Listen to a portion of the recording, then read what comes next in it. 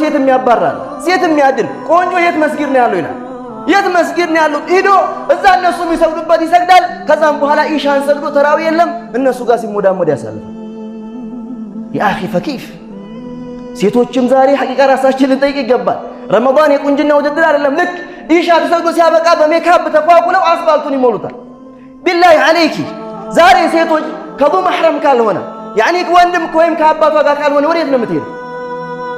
ሐቂቃ ኩልኩም ራዒን ወኩልኩም መስኡሉን አሉ አሽረፉል ኸልቅ ሰለላሁ ዐለይሂ ወሰለም።